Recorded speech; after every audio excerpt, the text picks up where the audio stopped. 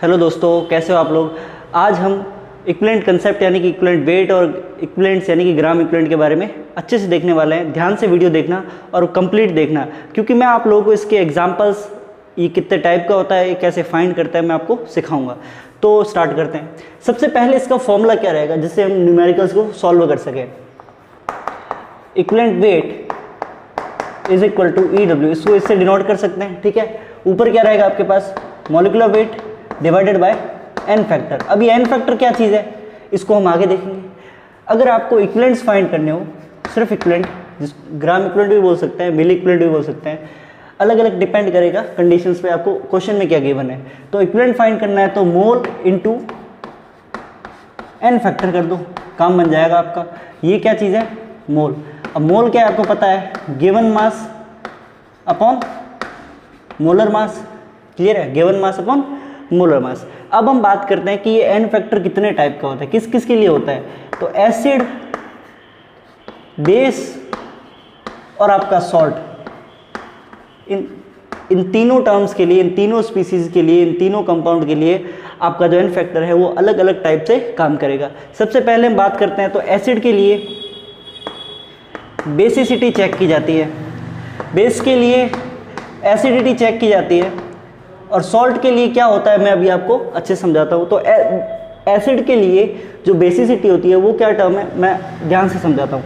देखो, basicity in the sense acid जो है अपने H+ आयन कितने डोनेट कर सकता है, कितने निकाल सकता है। ठीक है, तो नंबर ऑफ H+ आयन्स, इधर सेम बेस है भाई, बेस का तो आपको सबसे पहले से पता है, OH- आयन्स। ठीक है, तो OH- आयन्स का जो है वो नंबर, इधर H+ आयन का नंबर। सॉल्ट के अंदर क्या कंडीशन रहेगी,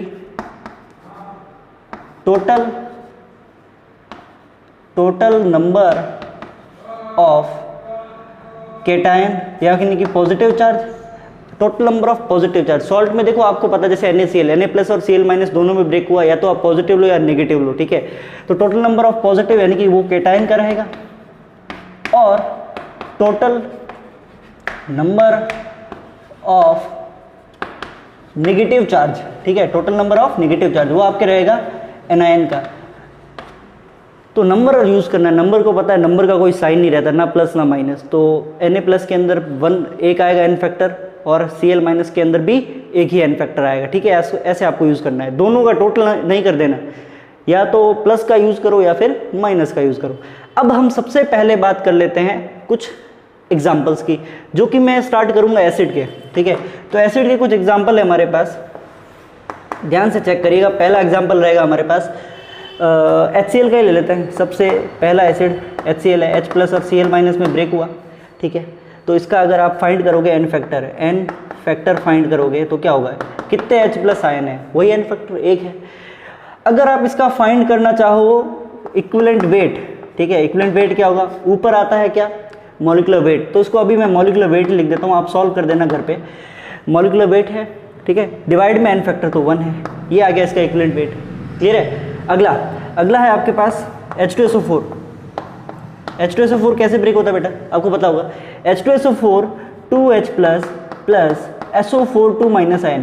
क्लियर है। अब एसिड है, कितने H+ डोनेट कर रहा है, 2, तो n फैक्टर भी 2। तो मैं डायरेक्ट इक्विवेलेंट वेट फाइंड कर रहा हूँ। n फैक्टर आप लिखना चाहो तो यहाँ पे लिख दो n फैक्टर 2। ठीक है, यहाँ पे इक्विवेलेंट वेट क्या आएगा, ऊपर आता है मॉलिक्यूलर वेट डिवाइड के अंदर n फैक्टर आपके पास 2 है, बन गया काम। और भी ऐसे एसिड रहते हैं बहुत सारे जिनका आप लोग फाइंड कर सकते हो। ठीक है, यहाँ पे हम कुछ और एसिड की बात कर लेते हैं। जैसे तीसरा एसिड कौन सा होगा, H3PO4। तो यहाँ ध्यान देने वाली बात ये है कि H3PO4 का स्ट्रक्चर क्या रहेगा। तो फॉस्फोरस की वैलेंसी 5 रहती है, आप इसके ऊपर एक ऑक्सीजन ऐसे अटैच कर लो, फिर ये वाले बॉन्ड्स बना दो। 3 ऑक्सीजन है, ये लो 3 ऑक्सीजन। आपके पास 3 हाइड्रोजन है, तो इसको इस तरह से लगा लो। ठीक है, अब एसिड कितने H+ दे सकता है, वही आपका n फैक्टर। तो यहाँ से 1 2 3 n फैक्टर 3।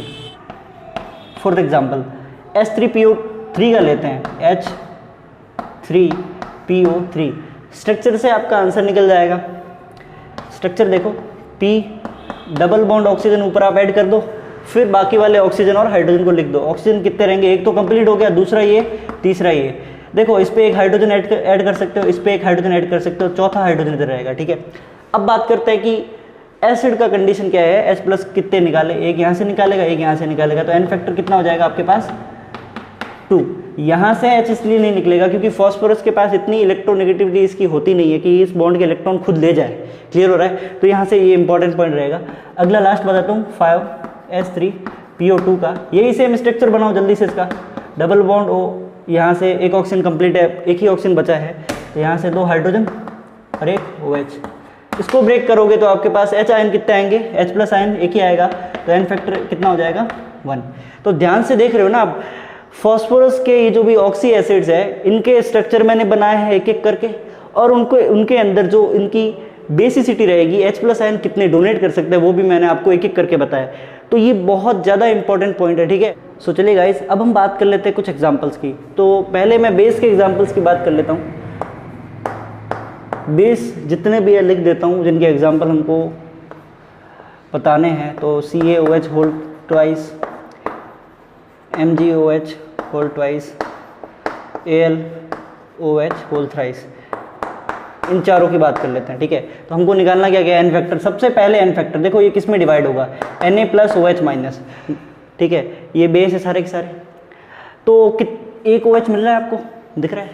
यहाँ से एन फैक्टर कितना, 1।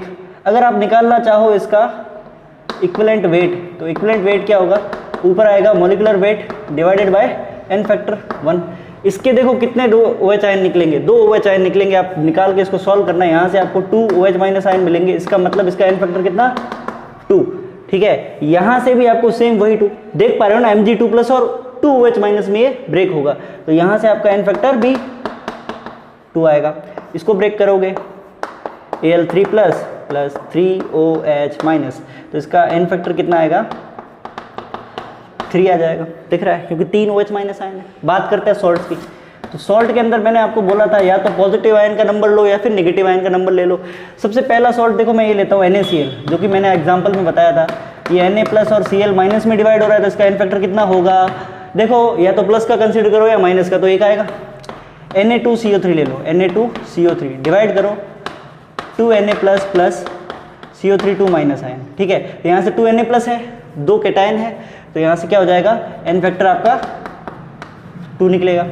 इसी टाइप से और भी सॉल्ट है, लाइक ये एल्यूमिनियम क्लोराइड ले लो, यहाँ से भी 3 aluminium 3 plus ion plus 3 Cl minus ion. Clear हो रहा है, तो 3 केटायन है, 3 ही एनायन के, तो एक ही चार्ज यूज करो। ठीक है, एक ही कंसिडर करो, तो 3 आ रहा है ना यहाँ से, एन फैक्टर कितना 3। मॉलिक्यूलर वेट फाइंड करना चाहते हो, सॉरी इक्विवेलेंट वेट फाइंड करना चाहते हो, तो मॉलिक्यूलर वेट को डिवाइड कर दो आप एन फैक्टर से। तो यहाँ से हमारा कंसेप्ट क्लियर होता है इक्विवेलेंट वेट का। वीडियो अगर पसंद आया तो उसको लाइक, सब्सक्राइब और शेयर कर दो अच्छे से। बाकी आगे देखते हैं। टिल देन गुड बाय और जय हिंद।